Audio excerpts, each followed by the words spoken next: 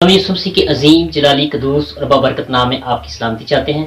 میری عزیزو، آپ دیکھ رہے ہیں سارا گل ٹی وی، اور آج ہم کلام مقدس کی روشنی میں روزے کی اہمیت کے بارے میں سیکھیں گے۔ تو آئیں میری عزیزو، ہم خداوند کے پاک کلام کو کھولتے ہیں، پرانے عہد نامے میں سے احبار کی کتاب، اس کا 16واں باب اور اس کی 29ویں آیت۔ اور یہ تمہارے لیے ایک دائمی قانون ہو کہ 7ویں مہینے کی 10ویں تاریخ کو تم اپنی اپنی جان کو دکھ دینا، اور اس دن کوئی خواہ وہ دیسی ہو یا پردیسی جو تمہارے بیچ بود و باش رکھتا ہو کسی طرح کا کام نہ کرے۔ آمین۔ میرے عزیزو، آج ہم روزے کے بارے میں سیکھیں گے، اور سب سے پہلے ہم روزے کی اہمیت کے بارے میں جانتے ہیں کہ روزہ کیا ہے۔ میرے عزیزو، روزہ بدن کی قربانی ہے، اور اس قربانی کے دوران انسان کھانے پینے سے پرہیز کرتا ہے اور اپنی جان کو دکھ دیتا ہے، اور اپنی جان کو خداوند کی طرف متوجہ رکھتا ہے۔ یوں اس قربانی سے روزے دار اور خداوند ایک دوسرے کے قریب ہو جاتے ہیں۔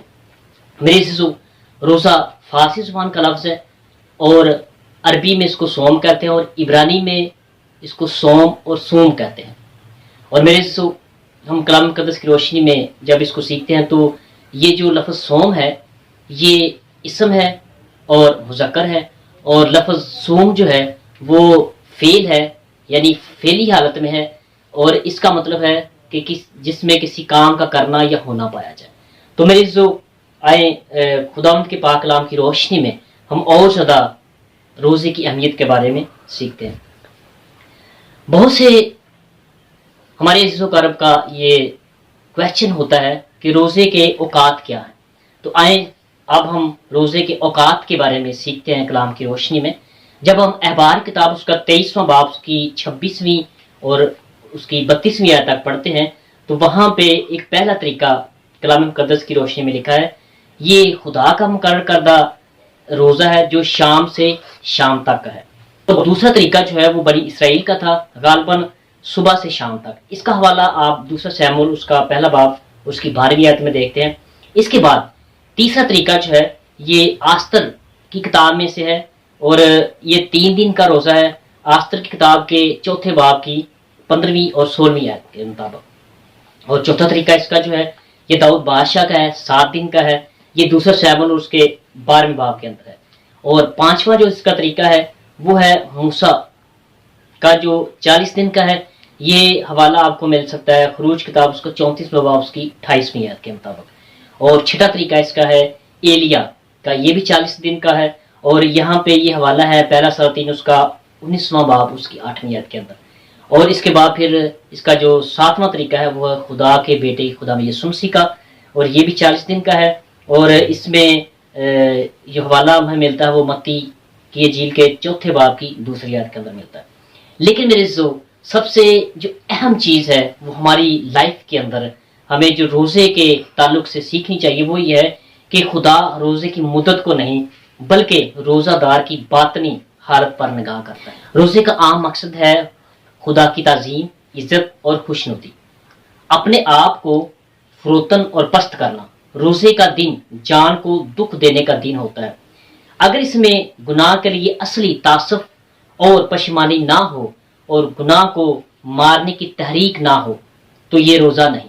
ہمارا فرض ہے کہ دریافت کریں کہ روزے کے دن خدا کو کیا بات قبول ہوگی اور ہماری بگڑی ہوئی سرشت کو دکھ دے گی۔ غمگین اور افسردہ صورت بنا لینا کافی نہیں، مرجھائے ہوئے جھاؤ کی طرح سر جھکا لینا کافی نہیں۔ روزے کی سادہ ترشی جو ہم سیکھتے ہیں وہ یہ ہے، اس کا مطلب ہے رکنا، بچنا۔ روزے میں بھوکے رہنا ہی مراد نہیں بلکہ اپنی توجہ اور روحانی ترقی کی طرف بھی لگانا اور خدا کی مرضی کے تابع ہونا بھی ہے۔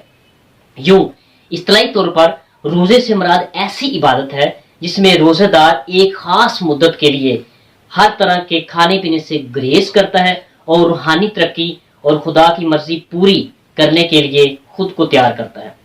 روزے کا حتمی مقصد ادونائی الوہیم کی قربت حاصل کرنا ہے اور اس کی مرضی کو اپنی زندگی میں پورا کرنا ہے۔ خدا یسوع مسیح کا مقصد بھی یہی تھا، اور وہ اپنے تمام معاملات حیات میں خدا کی مرضی کو ترجیح دیتے رہے۔ اگر ہمارا روزہ ہمارے دل میں الہی اور انسانی محبت کو موجود نہیں کر پاتا تو ہمارا بھوکا رہنا اور پیاسا رہنا فضول ہے۔ تو میری عزیزو، یہ بہت ضروری ہے کہ ہم کلام مقدس کی روشنی میں اس سارے روزے کی اہمیت کے بارے میں ہم زیادہ سے زیادہ جانیں، کیونکہ روزہ ہماری زندگی میں بڑی اہمیت رکھتا ہے، بڑی قدر رکھتا ہے۔